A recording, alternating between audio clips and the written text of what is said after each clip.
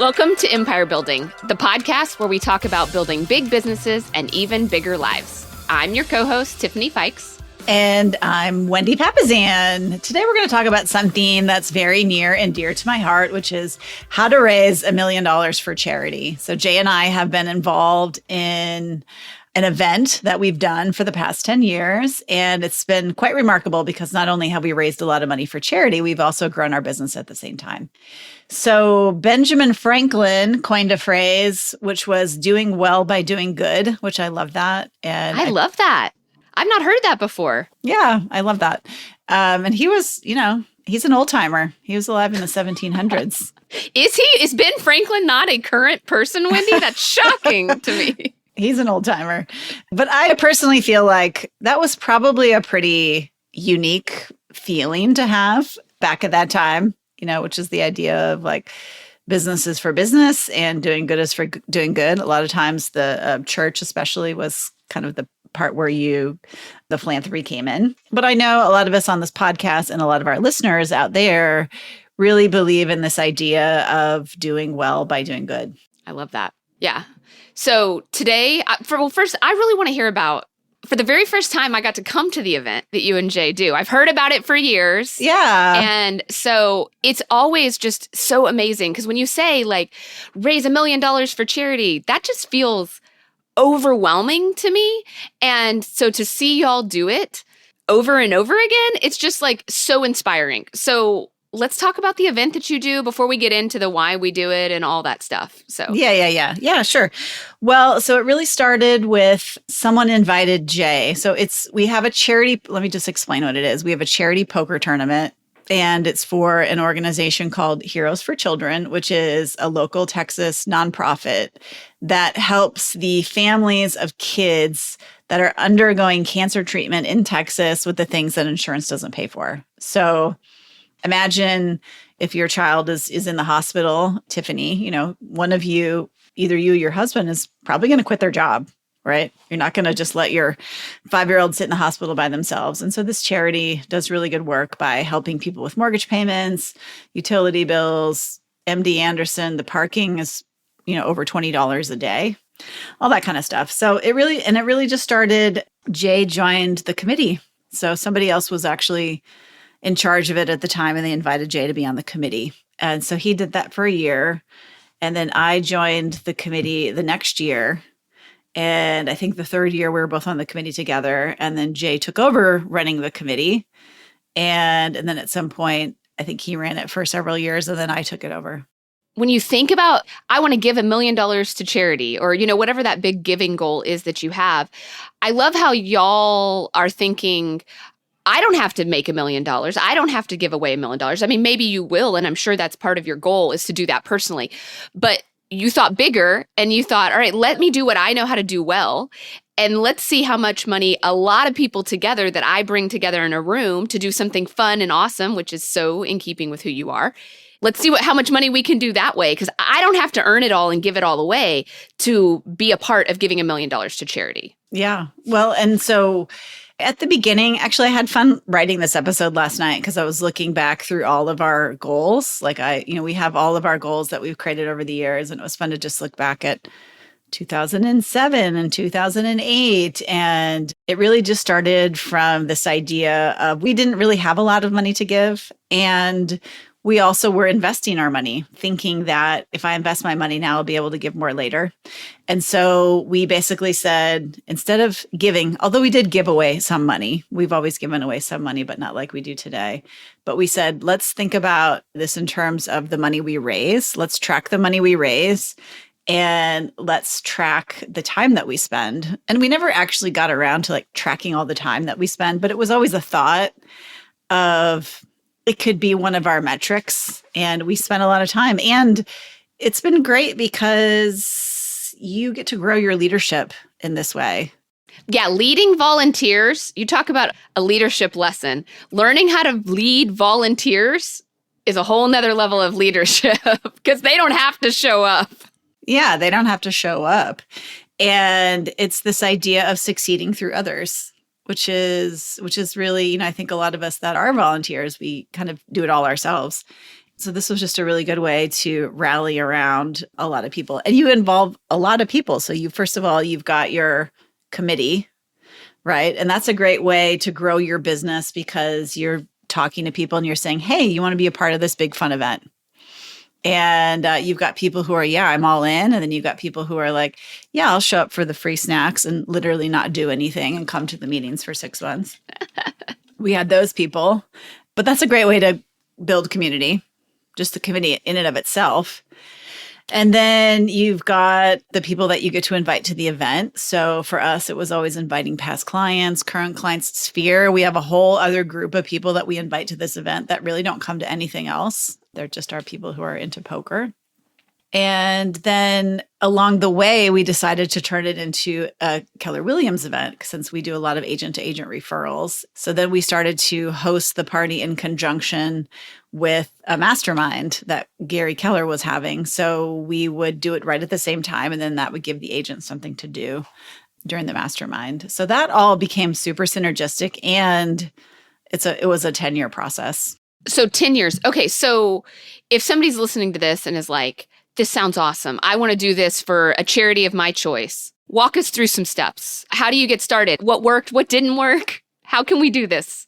Yeah. Well, so like I said, it's like you just start out on a committee somewhere and then you kind of take over the committee and then you kind of just turn it into your event, honestly. Like you have a coup? Like a coup. Yeah, we did a coup, basically. We just completely took over the committee. And I'm involved in other events where it's not just us either. There's a lot of excitement and energy around that too, where maybe you're not the one that's doing all the things all the time. And there are plenty of events where they rotate the chairman, right? So you become the chairman one year and the next year you're doing something different and you can get involved that way. But it's just been, honestly, it's been so good. Like the team looks forward to it every year. My team loves it. Now I've got team members who are purchasing poker tables that are sponsored and they're inviting their clients. I've got agents in my office who are involved. It's just a very fun, synergistic event. And at the beginning, we were raising $50,000. And I think at our max, we raised about $150,000. So it's pretty powerful. So that's a great example of how you can use your giftings, use your leadership skills, use all of those for giving back. And we know that there's also different varying degrees of that. You don't have to throw a poker tournament to really engage in the concept of conscious capitalism, which I really feel like, what was the company that started it? The shoes, Tom's. Mm-hmm. Tom's Shoes, I feel like, was the first one that I became aware of. I'm not sure if that really truly was the first company doing it, but you buy a pair of shoes from us and we'll give away a pair of shoes. And I know in our organization, we've done it with time, but when we didn't have a lot of money, and there's lots of different versions, but the studies show that people want to support organizations that give back. And so, one year, I know in our organization, we literally had a thermostat, like a thermostat on the wall that most people would have, like either the family served or the GCI in it. And we set a goal as a team that we wanted to give away $150,000 as a team that year. And that was what we tracked, because we all know what you track is what grows. And that's what we put on the wall. And that was one of the only goals that we put on the wall that we actually hit one year, because people were like, I don't have money, but I'm going to give time. And we're like, all right, you can give your hourly rate. For every hour you're giving, you get to add to the thermostat for that. And it was just really exciting. And you just never know what's going to motivate your people. Yes. Yeah, it makes you feel good, especially like one of our values on our team is give back. And so if you've got a team that's part of your value structure, then it's really important to do stuff like that because it just makes people feel good. Like I always tell people, it's a very selfish thing that I do, all this giving back that I do. And people look at me like I'm crazy. But the reason I do it is because it makes me feel good. I wouldn't do it if it didn't make me feel good. And so that's really true. And I can actually remember one poker tournament where all the stars aligned and it was this magical, it only happened one year. There were a lot of big givers in the room.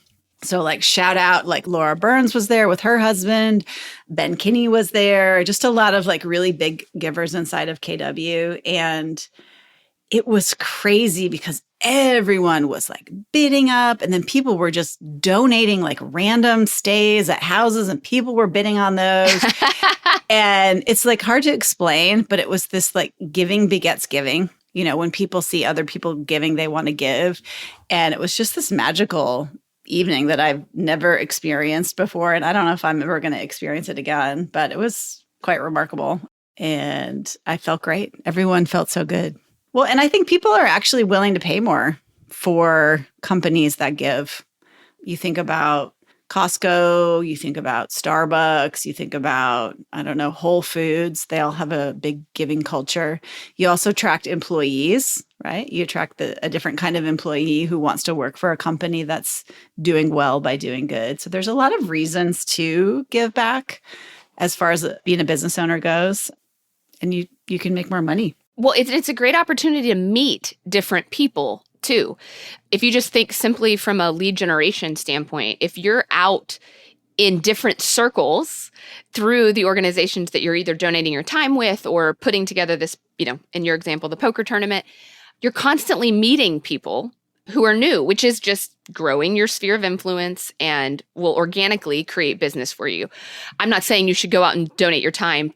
Well, actually, why not? Sure. Make that your lead generation technique. Like once a week, you're going to meet 5 new people through wherever you're volunteering, whether it's at the dog shelter or, whatever's important to you. Go out there and meet people that way.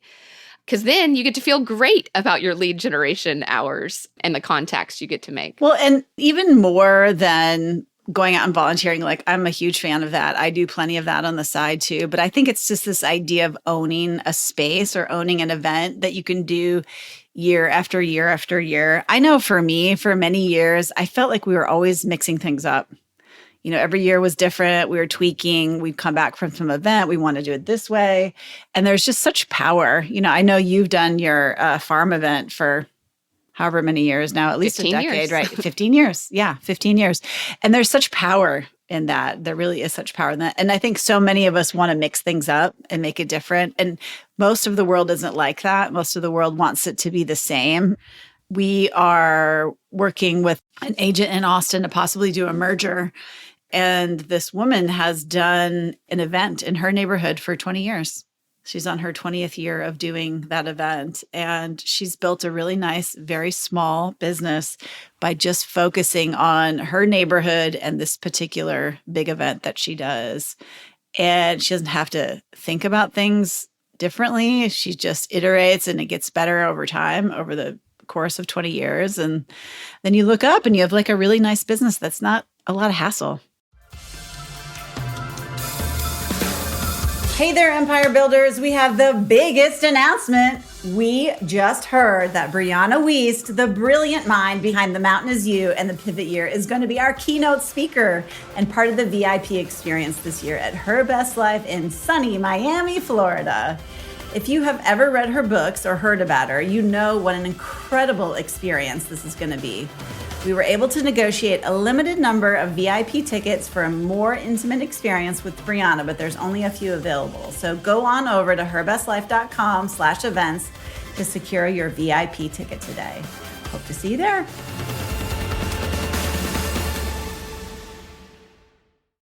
Well, and every event that you do with your business is also a give back opportunity.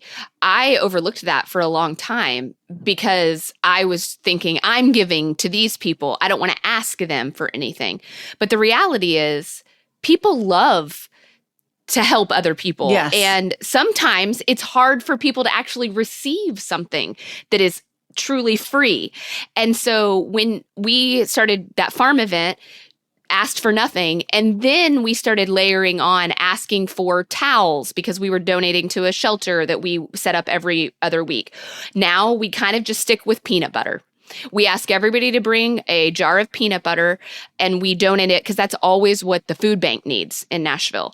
And so now we fill barrels of peanut butter at our event. And that's this opportunity that they get to get all the endorphins and, all the good of giving and coming to our event. So they associate us with all the good brain chemicals that get released when you do good.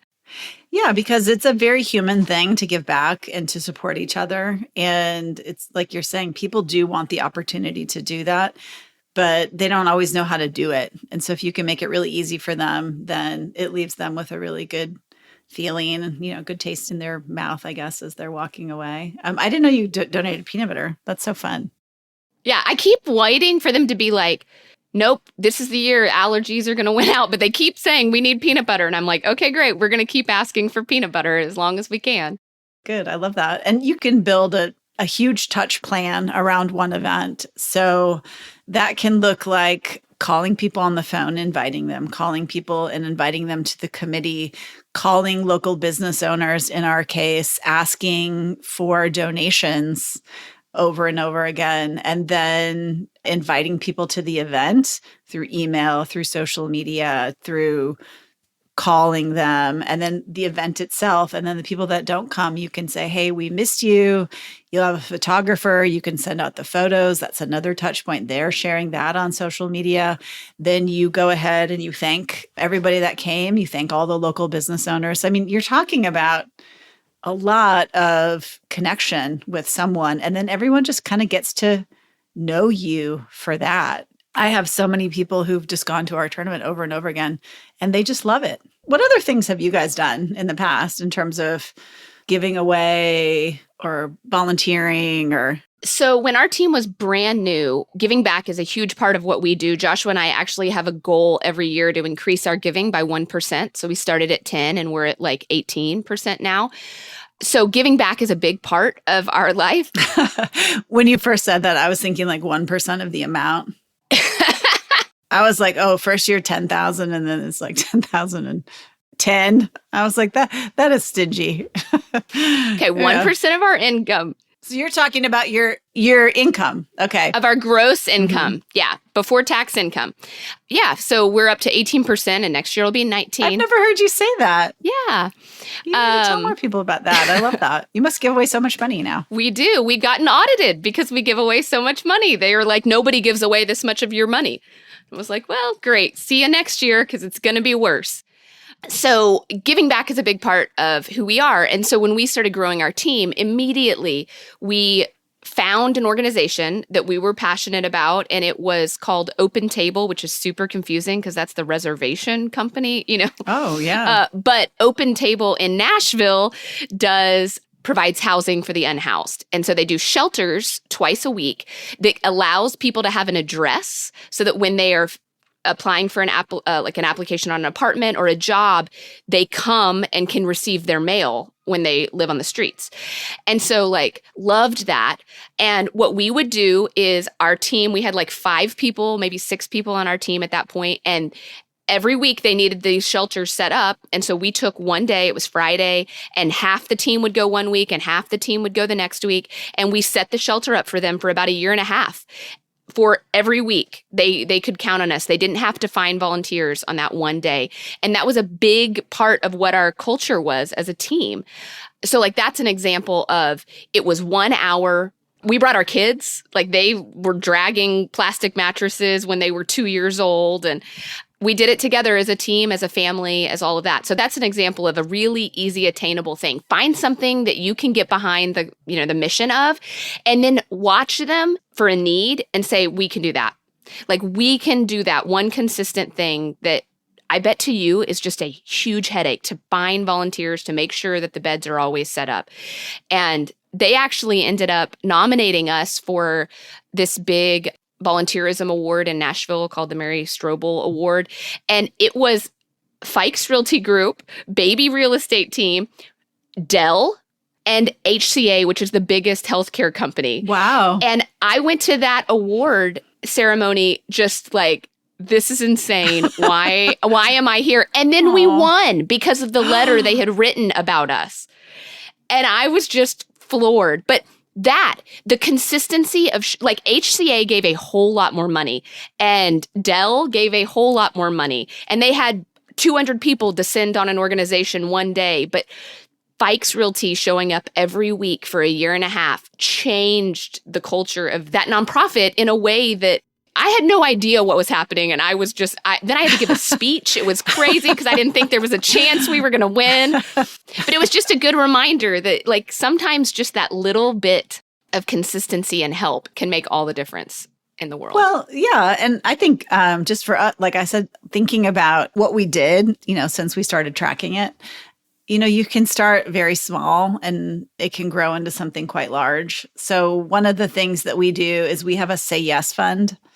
So what that looks like is it's kind of like your 1% more every year, but all the requests that you get from your friends who are running a marathon or they're biking to Houston or whatever, and they ask for donations. And we just decided that we were going to have a certain amount of money that we set aside, and we were just going to say yes to that. So every single person that asked us for money, and I've said this more, I'm surprised more people don't reach out to me for that kind of stuff. But we just said yes. And that just feels so good. And really supporting that other person doing that thing, which is what we're talking about here, which is just being a leader in your community. And honestly, sometimes I know right now the world feels pretty bleak, I think. It's tough out there. If you're in the real estate industry, it can feel tough out there. And we can't control any of that. Like we can only control what we wake up and do every day. And that can look like going out and donating once a week with your team. It can look like putting a grabber in the back of your car and going and picking up trash in your spare time. And, that is something that you can control. And that is a way to make the world a better place. It's a way to make the world around you a better place, which is really powerful. And that's kind of what we're talking about here, because especially realtors, I do believe that we are the keepers of community. We really are. And we have the ability to impact the world around us at an exponential rate. And we are leaders. And so all of you should be out there hosting events or helping people out or doing something once a week that gives back to your community. It's really powerful. Yeah. So as you have heard us talk about it, whether it's you want to create a $1 million event for a charity of your choice, you want to go out and donate, you want to give a bit more of your money, have that Say Yes fund. I love that, Wendy. There's so many different ways that you can do it. And as empire builders, make sure you're not just building your empire, like Wendy said, build the community around you, because that's how we get to have the bigger life as well. That's an important part of being a leader. So rise to that challenge. Come enjoy the serotonin and all the fun endorphins that get released when you give things away.